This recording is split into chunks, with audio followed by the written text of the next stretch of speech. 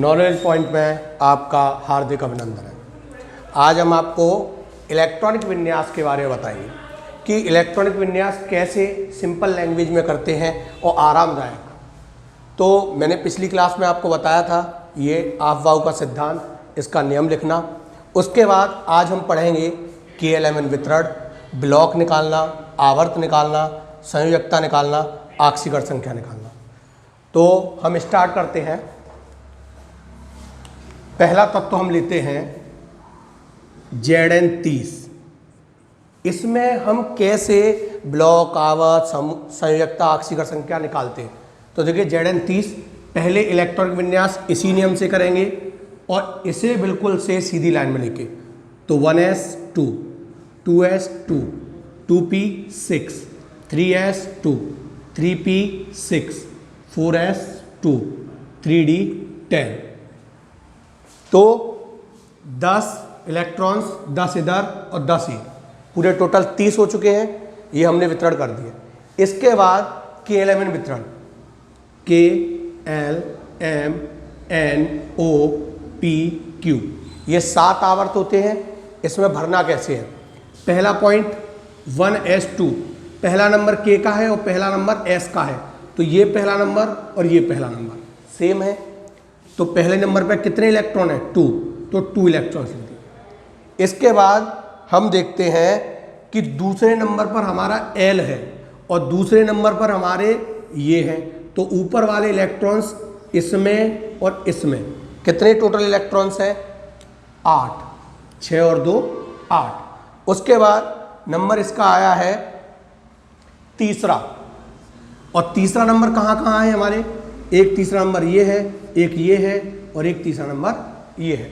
अब इस पर इलेक्ट्रॉन ऊपर 6 और 2 8, 8 और 10 18, तो ये टोटल कितना हुआ? 18। अब फोर्थ नंबर है तो फोर्थ नंबर ये है, तो इस पर इलेक्ट्रॉन कितने हैं? 2। तो ये सिंपल तरीके से आपका KLMN वितरण हो गया।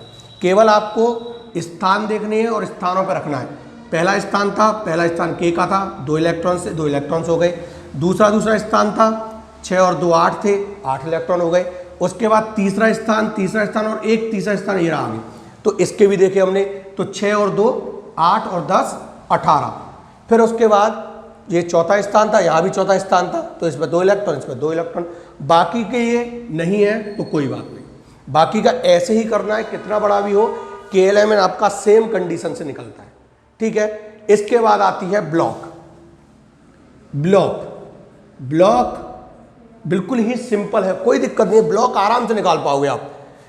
आज ये वीडियो देखने के बाद ब्लॉक आराम से निकाल पाओगे।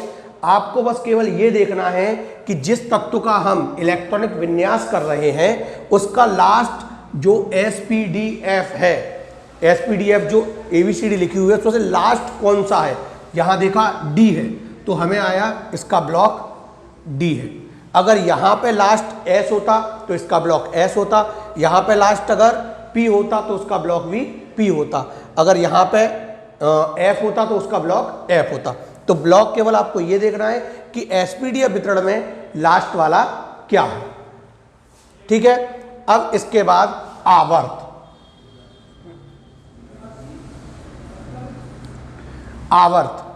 आवर्त भी बिल्कुल सिंपल तरीके से आप सीख सकते हो, कोई दिक्कत नहीं आएगी आवर्त निकालने में। आपको 2 तरीके से आवर्त निकालना सिखाऊंगा।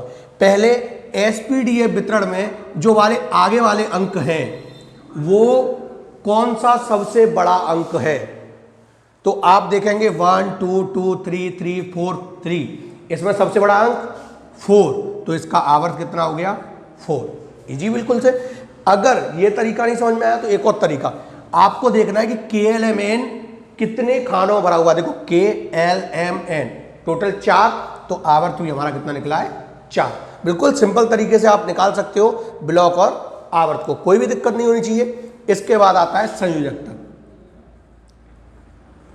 संयोजकता भी बिल्कुल से सिंपल है, आपको कोई दिक्कत नहीं आएगी। आपको देखना है कि KLMN में अंतिम अंक क्या है, अंतिम अंक जो होगा वही उसकी संयोजकता है। देखिए अब N की 2 है अंतिम, तो इसकी संयोजकता क्या होगी? 2। बाकी का मैंने K11 में जितने अंतिम अंक आएंगे उनकी सारणी बना रखी है। अगर K11 में अगर फर्स्ट आता है तो उसकी संयुक्ता फर्स्ट, 2 आता है तो 2, 3 आता है तो 3, 4 आता है तो 4, 5 आता है तो 8 में से घट जाता है, क्योंकि अष्टक पूर्ण करने होते हैं तो 3 आ जाता है। 6 आता है तो 8 में से घटेगा 2 बचेंगे, 7 आता है तो 8 में से 1 बचेगा, 8 आता है तो उसका संयुक्ता 0 है। ऐसे हम इजी तरीके से इसकी संयुक्ता निकाल सकते हैं। इसके बाद आक्सीकरण संख्या, आक्सीकरण संख्या ये बिल्कुल इजी वे में निकाल सकते हो, आपको कोई दिक्कत नहीं आएगी अगर आपको फिर से K11 का अंतिम अंक पता हो। K11 में 2 आया तो कोई भी दिक्कत नहीं है, इसका हो जाएगा +2। केवल संयुक्ता और आक्सीकरण संख्या में चिन्ह का अंतर है। संयुक्ता में कोई भी चिन्ह नहीं आता है, सिंबल्स नहीं आता है पॉजिटिव और नेगेटिव का, और आक्सीकरण संख्या में सिंबल्स आती है पॉजिटिव और नेगेटिव। आप देख सकते हो कि जैसे मैंने 2 लिखा, लास्ट में 2 आया तो केवल 2 पॉजिटिव आया। अगर 1 से लेके, याद रखना है, अगर 1 से लेके 4 तक संयुक्ता आती है